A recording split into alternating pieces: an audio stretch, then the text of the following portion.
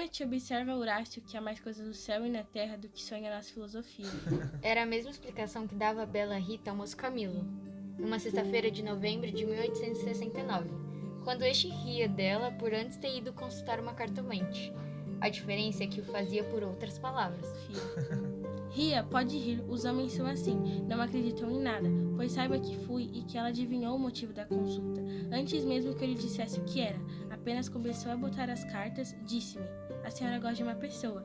Confessei que sim, então ela continuou a botar as cartas, combinou-as e no fim declarou-me que eu tinha medo de que você me esquecesse, mas que não era verdade. Ela errou. Não diga isso, Camilo. Se você soubesse como eu tenho andado por sua causa, você sabe. Já lhe disse, não ria de mim, não ria. Juro que te quero muito, e seus sustos parecem de criança. Em todo caso, se tiver algum receio, a melhor cartomante seria eu mesmo. Você foi imprudente por andar por essas casas. Vilela podia saber, e depois... Qual saber? Tive muita cautela ao entrar na casa. Onde é a casa? Aqui perto, na rua da Guarda Velha. Não passava ninguém nessa ocasião. Descansa, eu não sou maluca. Tu crês deveras nessas coisas? Há muita coisa misteriosa e verdadeira neste mundo. Se você não acredita, paciência. Mas o certo é que a cartomante adivinhará tudo. Que mais? A prova é que eu agora estou mais tranquila e satisfeita. Camilo cuidou o que ele ia falar. Não queria tirar suas ilusões. Também ele, em criança e ainda depois, foi supersticioso. Teve um arsenal inteiro de crenças que sua mãe lhe ensinou, mas aos 20 anos desapareceram. Camilo não acreditava em nada. Por quê? Não poderia dizê-lo. Não possuía um só argumento. Limitava-se a negar tudo, e digo mal, porque negar ainda é afirmar. Vilela, Camilo e Rita. 3 nomes. Uma aventura e nenhuma explicação das origens. Os 2 primeiros eram amigos de infância. Vilela seguiu a carreira de magistrado. Camilo entrou no funcionalismo contra a vontade do pai, que o queria ver médico. Mas o pai morreu, então Camilo decidiu não ser nada, até que sua mãe lhe arranjou um emprego público. No princípio de 1869, voltou Vilela da província, onde se casou com uma dama formosa e tonta, abandonou a magistratura e veio abrir banca de advogado. Já Camilo arranjou-lhe uma casa para os lados de Botafogo e foi a bordo recebê-lo. É o senhor? Não imagina como meu marido é seu amigo. Falava sempre do senhor. Ah, prazer em conhecê-la. Vilela falava muito de você em suas cartas. Camilo e Vilela olham-se com ternura. Eram amigos deveras. Depois, Camilo confessou de si para si que a mulher do Vilela não desmentia as cartas do marido. Realmente era graciosa e viva nos gestos, olhos cálidos, boca fina e interrogativa. Era um pouco mais velha que ambos. Entretanto, o porte grave de Vilela fazia-o parecer mais velho que a mulher, enquanto Camilo era um ingênuo. A convivência trouxe intimidade. Pouco depois morreu a mãe de Camilo, e nesse desastre que o foi, os dois mostraram-se grandes amigos dele. Vilela cuidou do enterro, dos sufrágios e do inventário. Rita tratou especialmente do coração, e ninguém o faria melhor. Como daí, chegaram ao amor. A verdade é que gostava de passar horas ao lado dela. Era sua enfermeira moral, quase como uma irmã, mas principalmente era mulher e bonita. Liam os mesmos livros, iam juntas a teatros e passeios. Camilo ensinou-lhe as damas e o xadrez, jogavam às noites. Ela mal, ele para lhe agradar, pouco menos mal. Agora os olhos teimosos de Rita, que procurava muitas vezes o dele, que os consultava antes de ver o marido. Um dia ele, fazendo anos, ganhou de Rita um cartão com um vulgar cumprimento a lápis. E foi então que ele pôde ler no próprio coração. Não conseguia arrancar os olhos do bilhetinho. Palavras vulgares, mas a vulgaridade sublimes, ou pelo menos deleitosas.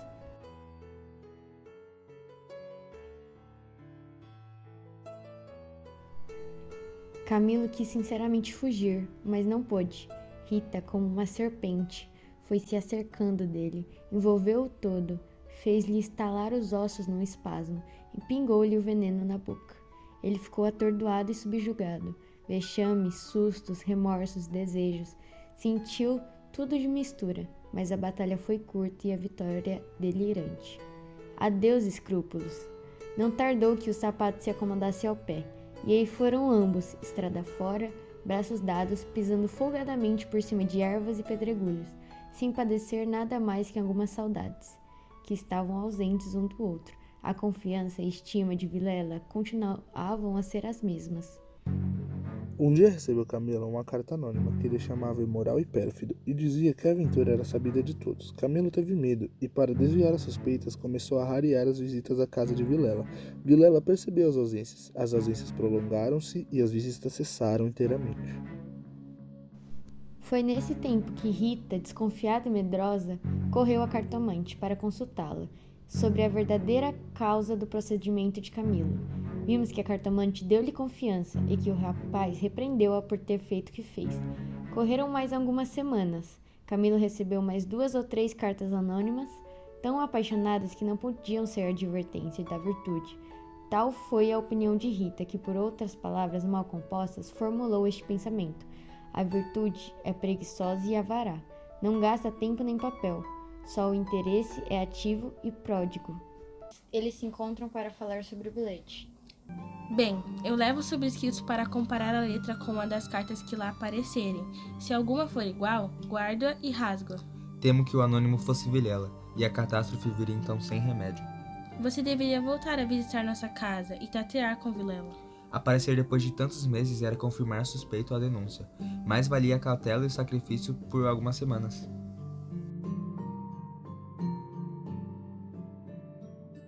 No dia seguinte, Camilo recebeu um bilhete de Vilela. Vem já à nossa casa. Preciso falar-te sem demora. Era mais de meio-dia. Camilo saiu logo, na rua. Teria sido mais natural chamá-lo ao escritório. Por que em casa? Camilo ia andando inquieto e nervoso. Não relia o bilhete, mas as palavras estavam decoradas, diante dos olhos fixas ou então, o que era ainda pior, eram-lhe murmuradas ao ouvido de Vilela. Vem já à nossa casa. Preciso falar-te sem demora. Ditas assim pela voz do outro, tinham um tom de mistério e ameaça. Vem já pra quê? Era perto de 1h da tarde. A ansiedade crescia de minuto a minuto. Positivamente tinha medo. Entrou a cogitar em ir armado, considerando que, se nada houvesse, nada perdia, e a preocupação era útil. Logo depois rejeitava a ideia e seguia picando o passo. Mas o mesmo trote do cavalo veio agravar-lhe a ansiedade. O tempo voava e ele não parava de pensar no perigo. O Tilbury teve de parar. A rua estava atravancada com uma carroça que caíra. Camilo, em si mesmo, estimou o obstáculo e esperou.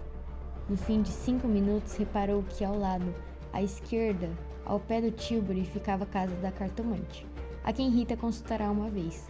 E ele nunca desejou tanto crer nas lições das cartas. Olhou, viu as janelas fechadas, quando todas as outras estavam abertas. A agitação dele era grande, extraordinária, e do fundo das camadas morais emergiam alguns fantasmas de outro tempo, as velhas crenças, as superstições antigas.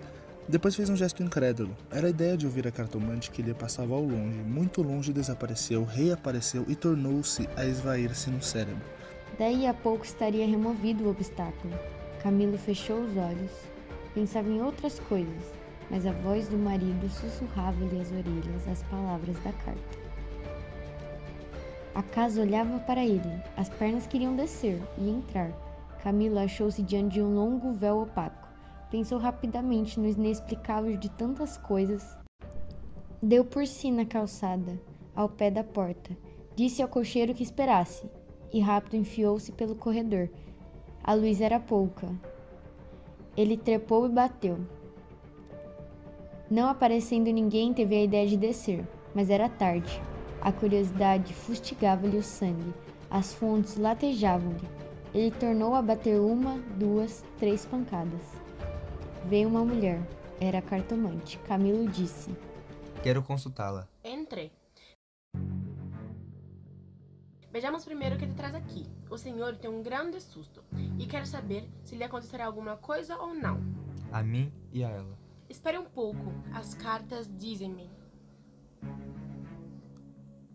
Não tenha medo de nada. Nada aconteceria nem a um nem a outro. Ele, o terceiro, ignorava tudo. Não obstante, era indispensável muita cautela. Ferviam invejas e despeitos.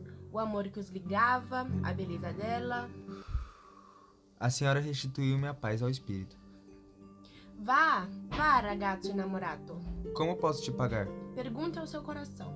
Passas custam dinheiro. Quantas quer que eu mande buscar? Camilo tirou uma nota de 10.000 réis e deu-lhe-a. Os olhos da cartomante fuzilaram. O preço usual era 2.000 réis. Veja bem que o senhor gosta muito dela. E faz bem, ela gosta muito do senhor. Vá tranquilo. Veja que a escada é escura. Ponha o chapéu. Tudo parecia agora melhor. As outras coisas traziam outro aspecto. O céu estava limpo e as caras joviais. Chegou a rir de seus medos, recordou os termos da carta de Vilela e reconheceu que eram íntimos e familiares. Onde é que ele descobriu a ameaça?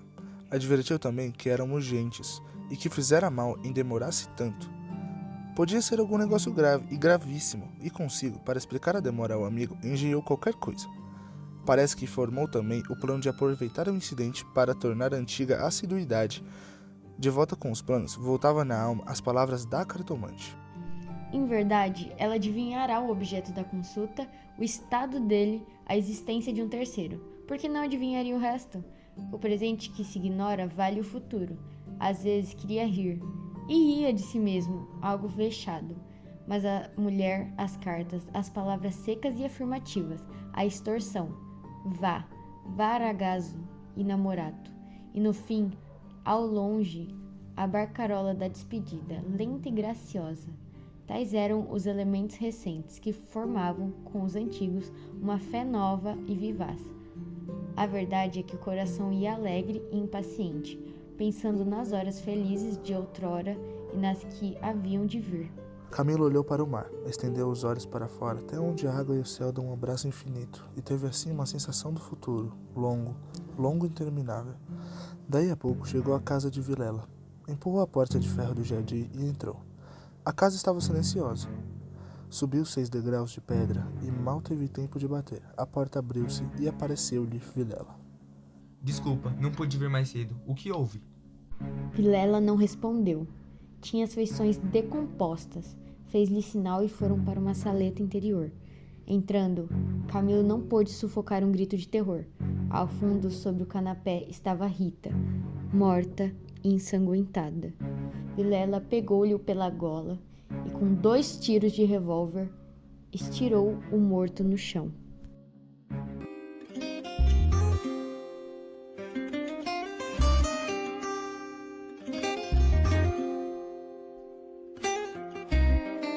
Yo, tengo Calderón, Don Omar, los bandoleros.